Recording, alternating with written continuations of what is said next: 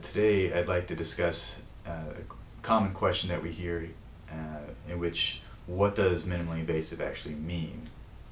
Minimally invasive, by definition, is taking the course of action which uses the most minimalist approach to cause the least amount of damage on the patient. What that means for liposculpture and the procedure that we do here at MyShape Lipo is a few things. First of all, we use very tiny little puncture holes, which we call adits, and these are 2 millimeters in size, which 2 millimeters is about the size of the tip of a pen. And these become our access points and allow us to pass other instruments under the skin into the fat layer, which allows us to do the job that we want to do as far as fat removal.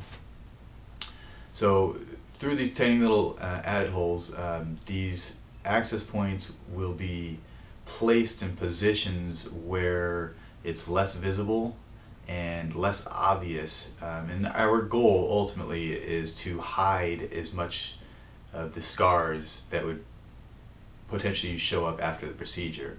So for example, on the abdomen, I tend to put the lower adit holes below the waistline, along the panty line, which would decrease any chance of visibility, and even if they did show up, they would be at the panty line, which hopefully you won't be showing off. This is the general idea. It can be done in many situations where we can hide them very well.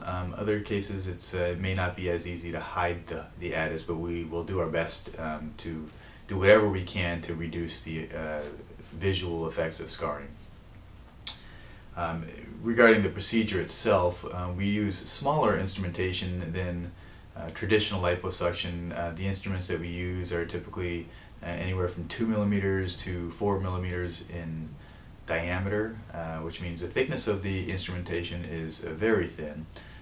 Tiny little instruments, and it allows us to get much more detailed as far as the removal of the fat.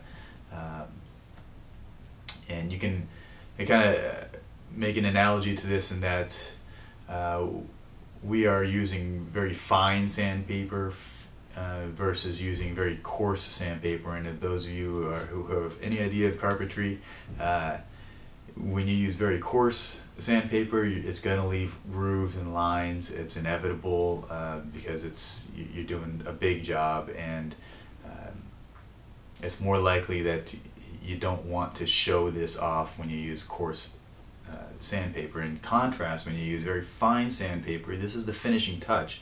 You use very fine sandpaper and try and get the smoothest results, and that's essentially what we're doing with the liposuction. We do have more aggressive instrumentation that we can remove much larger volumes of fat, but the fine detailed work for liposuction will be done with a smaller instrumentation.